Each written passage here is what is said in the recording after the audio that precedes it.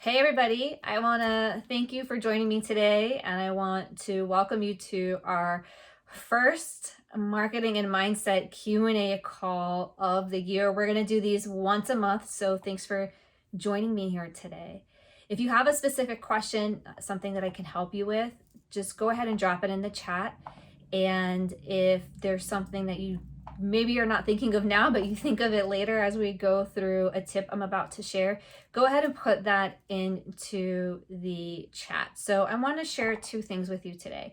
The first is a mindset tip. I always like to start with that, kind of put us in the right spot, because I believe that the inner work and kind of what goes on up here is what affects us and our ability to do everything else in the outside, right? So the inner work affects your outside results. I'm a huge believer in that, and in aligning yourself with who you need to be to get to where it is that you need to be.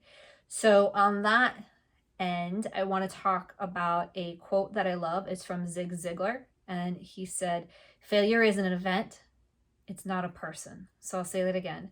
Failure is an event, it's not a person. And the reason that I like to share that quote in particular is because I think that sometimes when we fail, we take that super personally.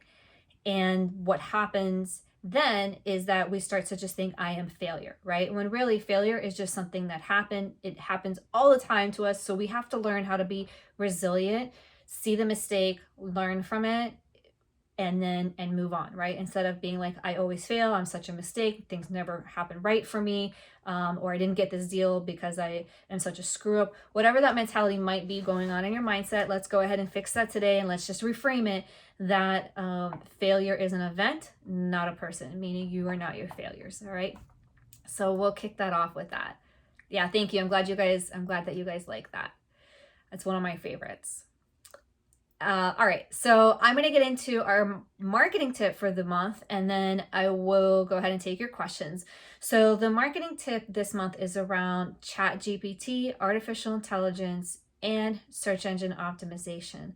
So I had an interesting conversation last week with a business owner. He's using ChatGPT, and if you don't know what ChatGPT is it's an artificial intelligence technology that can help you do all sorts of things, from creating your website to writing blog content, landing page content, and just so many different things.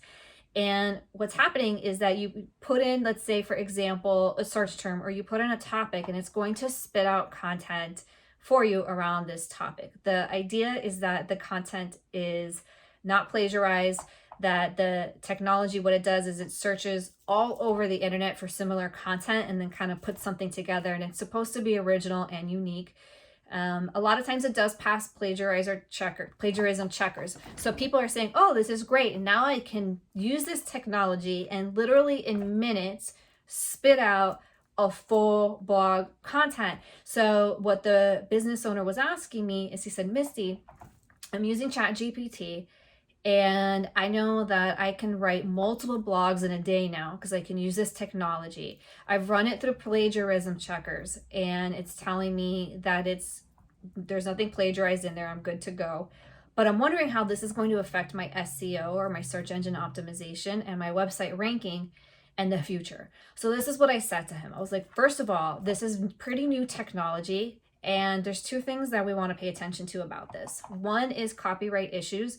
Those are definitely going to become an issue, especially when it comes to like even artwork. So yes, artwork and graphics that artificial intelligence is producing, that may become an issue down the road, and even with the content that you're writing. So the current advice is, if you're using a purely AI written article, that you want to include a disclaimer in there. This article was written by artificial intelligence, and you can look up some wording around that if you want to include that. So that's number one. The problem with that is that first of all, we don't want to get you in any legal trouble. Although remember, I'm not a lawyer, so don't talk to me about legal advice, but I'm just saying things that might be on the horizon for this. The other part of this is Google does not like duplicate content. So if it feels that your content is very similar or exactly the same as content that exists somewhere else, you're going to get penalized for that. So that's another thing to keep in mind. The other big piece of this is that Google will eventually catch on to this, and it's going to find a way around it because it's Google, and that's what Google, the company, does, right? Eventually they're going to figure this out.